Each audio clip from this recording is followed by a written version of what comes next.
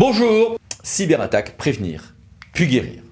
Les cyberattaques, les rançongiciels et autres touchent désormais durement, fréquemment les personnes publiques. Il y a une loi de 2018 qui a été adoptée. Voici un avis aussi de 2021 de la Commission supérieure du numérique. Et puis surtout, je vous invite à regarder des guides qui ont été très bien faits. Il faut regarder cybermalveillance.gouv.fr pour l'essentiel. Il y a eu d'abord ce guide dont les références apparaissent à l'écran avec la CNIL pour informer sur ce qu'il faut faire. Voici, tiré de ce guide, un petit résumé des obligations pesant sur les collectivités. Attention, il faut intégrer aussi des règles propres à certains secteurs. EHPAD et santé égale règles en partie différentes. Il y a aussi des risques de responsabilité quand il y a des problèmes. Bah oui, je peux avoir un accident, des pollutions ou autre à cause de difficultés informatiques. Je peux avoir des victimes même pouvant agir au pénal parce qu'il y aura une infraction de négligence ou d'imprudence ou tout simplement parce que tout ceci aura révélé non-respect des obligations RGPD par insuffisance de protection informatique, voire divulgation d'informations, ou civiles, notamment au titre des actions incursoires, mais pas uniquement.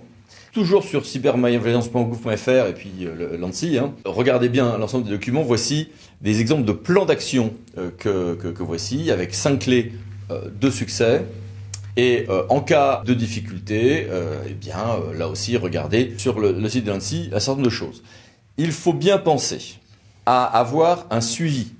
Externaliser votre suivi sur la cybersécurité pour avoir quelqu'un vers qui vous retourner, qui est assuré. Et il y a des labellisations en ce domaine qui sont sérieuses, d'autres non.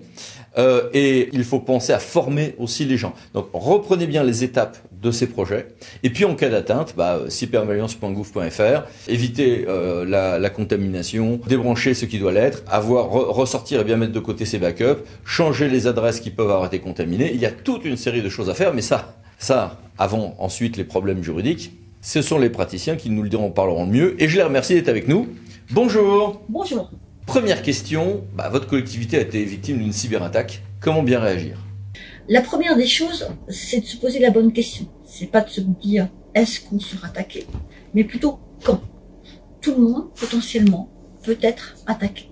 Et donc, la première chose, il faut préparer son plan de continuité, son numérique, et son plan de gestion de crise.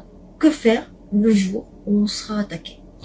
Deuxième chose, sécuriser son SI en privilégiant là aussi une sécurité avec des couches successives, avec des segmentations de zones qui limitent les effets de l'attaque en empêchant la propagation. Ensuite, sensibilisation des agents à tout ce qui est phishing et usurpation d'identité. La plupart des attaques commencent toujours par une usurpation d'identité d'un compte lambda. Enfin, soigner sa sauvegarde en prévoyant une sauvegarde offline à l'abri des attaques. La sauvegarde, c'est le dernier recours lors d'une cyberattaque. Et passons maintenant au conseil préventif. Pour moi, le premier conseil, bien sûr, c'est limiter la progression et les impacts. En clair, débrancher le réseau, c'est la première action réalisée. Deuxième chose, informer, communiquer à différents niveaux, que ce soit en interne au niveau de la direction générale, vers nos partenaires, vers nos prestataires et surtout vers les citoyens. Une communication adaptée en fonction de la cible et en fonction de l'attaque. L'objectif, c'est éviter le blackout et garder le lien, garder la confiance, communiquer sur les enjeux et sur le plan de continuité d'activité.